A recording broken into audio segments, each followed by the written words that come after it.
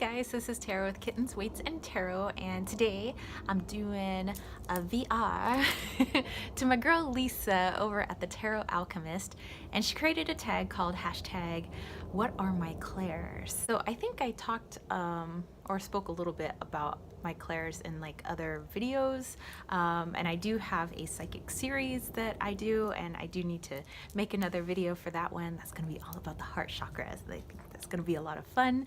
My clairs, and clairs are like clair means clear. Well, and as my friend out in Belgium, my homegirl Steph says in French, you know, clair is clear.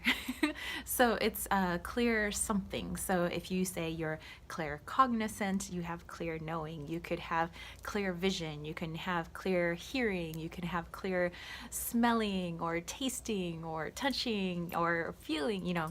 So there's a lot of different clairs out there. Maybe there's clairs I haven't even heard of, and I would be interested to know like if anybody has those clairs that maybe I haven't heard of, because I like to try and, you know, utilize everything. You know, if I have something that I feel like isn't as strong, I'll try to pump it up, kind of like I do in the gym. You know, I don't just focus on the muscles that are, you know, the strongest and the easiest for me to work out. I sometimes like to focus on my less strong muscles, so that I can be whole and balanced. Same with my you know, clair abilities, my psychic abilities. I like to try to see which ones aren't as strong so that I could have more in my toolbox, so that I could help people in the best way possible, so that I can be, you know, an entirely helpful human being. So for my clairs, I would say that my strongest of all the clairs is clairvoyance. So I have clear seeing. That is sometimes with my third eye, but as of late has been with my eyeballs. So clairvoyance could be, I get you know, I meet somebody for the first time, I get a flash of something about them. It could be symbolic, it could be something actually, you know, that happened maybe in their childhood. You know, so mine's a mixture of like the past, future, reality, symbols, you know, representations of, well, that's symbols, metaphors, and things like that.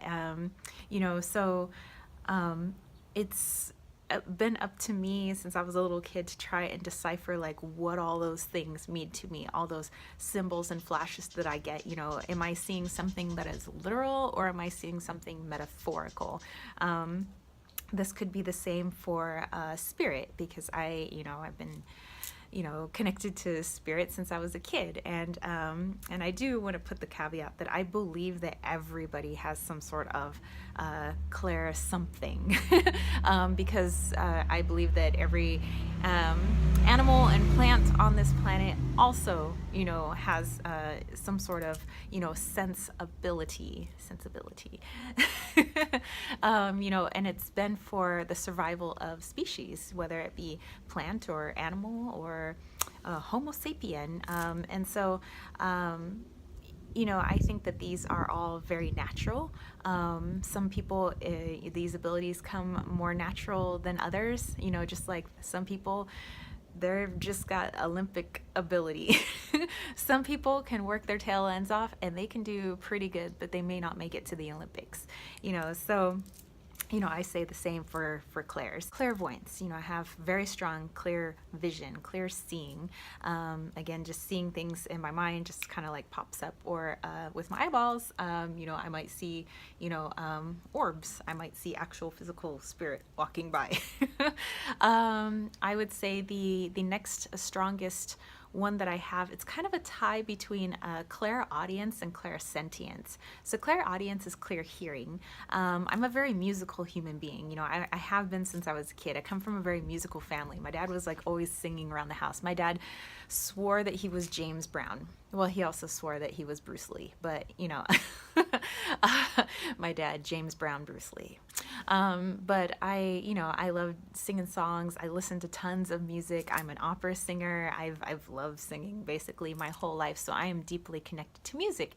And so sometimes when I'm doing readings for people, or I meet people for the first time, or I'm trying to connect to loved ones that have crossed over, I often hear things in music, and it's through the lyrics or the tone of the song, or the artist of the song that we can derive the meaning, you know. So I kind of use all these together. I don't use them separately, like, let's just focus on what I'm hearing, or let's just focus on what I'm seeing. It goes all in conjunction with whatever tangible divination system I am using, whether I'm using runes or cards or a pendulum or seashells, or, you know, whatever it may be. I use everything all at once, and so it's like I'm being bombarded with information and I have to quickly, within seconds, decode all that information, and it's something that I would not say I'm at the top of my game on, but it's something I'm still practicing, and I'm happy to practice, but I'm definitely a lot better than I used to be as a kid. Clair that I said would be a tie would be my clairsentience with my clairaudience. So clairsentience, I definitely get the feelings. Like I, you know, get a feeling, you know, about the ambiance mood of a room, of a person, of a situation, of a spirit, you know. So I would say that it's about even with my clairaudience in terms of strength. The other clair that, you know, pops in and out from time to time is my clair scent. So my ability to smell. I've never had that clear taste. I know that there's some people that have that clear taste where they start tasting something in their mouth. I don't have that. It would be interesting to be able to do that, but I cannot do that as of yet. You know, that's something I can practice. But yeah, my clair smell comes in from time to time, and it's usually with my own relatives. So I'll smell the Marlboro Reds of my grandmother. I'll smell the Avon perfume of my other grandmother, my Nana. I'll smell cigar smoke if it's my grandfather. I'll smell what smells like the interior of an old Studebaker. It's very specific. If it's my grandfather on my mother's side. Yeah, so I have very specific scents that are attributed to those people. Every once in a while, I'll get you know, a scent for somebody else if I'm trying to, you know, connect to mostly with spirit, not just kind of randomly, but yeah. But I wouldn't say it's my strongest one, just because it doesn't happen that often, but it does happen with my own relatives that have crossed over. So I don't know, maybe it's just something I can try and develop with like other people's relatives and things like that. The other clair that I would say is pretty strong, but of course I could always, you know, build it up some more, bulk it up, you know, kind of like all my other clairs. And that would be clairtangent, clairtangency, or psychometry. So it's the ability to take an object, hold an object, and be able to like just know certain things about that object. So it's kind of like the claircognizance, but it's with the object. And sometimes I would say, like, you know, the clairaudience and the clairvoyance, you know, kind of, or even the clairsentience kind of comes into play when holding that particular object. But basically it's the ability to hold an object and know kind of where the object's been, or you just know like who owned the object, or you know, you get certain impressions and things like that. And that's something that I can do. It's not something that I practice that often, and you know, I would love to practice it some more, maybe, you know, strengthen it up some more. But I would say when it comes to my clairs, my main ones are my clairvoyance, my clairaudience, my clairsentience. Oh, and I forgot to mention my claircognizance is getting stronger. It used to be one of my weaker clairs, my most weak clairs, but it is coming in a lot stronger because I'm starting to trust more often the messages that I get. So when I just know something, you know, I have stopped second guessing myself and being like, oh, well, you know, I'll just wait for confirmation from someone else, or I'll just wait to see how it plays out, or, you know, because I trust it a lot more, you know, during readings or just in my everyday life. I just kind of trust that I know certain things.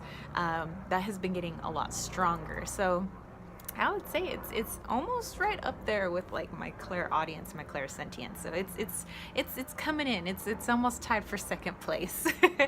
So yeah, I would love to hear from you guys what your strongest clairs are, or you know, something like that. So yeah, this was really fun. I love to kind of see how our community works, you know, in terms of being able to navigate the world around us, you know, what's beyond the five senses, you know, the dimensions beyond this dimension. I think it's really fascinating stuff. So anyway, thank you, Lisa, for creating this tag, and I loved your video, by the way, and yeah, I look forward to watching everybody else's videos. So I will catch you spiritual homies later. If you dug this video, don't forget to give it a thumbs up, don't forget to click subscribe, and don't forget to click that ding ding ding notification bell for more videos just like this. And if you want to catch a reading with me, head over to www.kittensweightsandtarot.com, and if you head over to patreon.com/kittensweightsandtarot, where I have lots of freebies. This month I'm going to be doing a live stream for my homies. We're going to be doing a guided meditation, and it's going to be in the realm of love, because this is the love month. Whether or not you're attached to someone, we can learn about our self-love and love for others. All right, so that's it from me, spiritual homies. I will catch you later. Peace, love, and chicken grease. Peace out.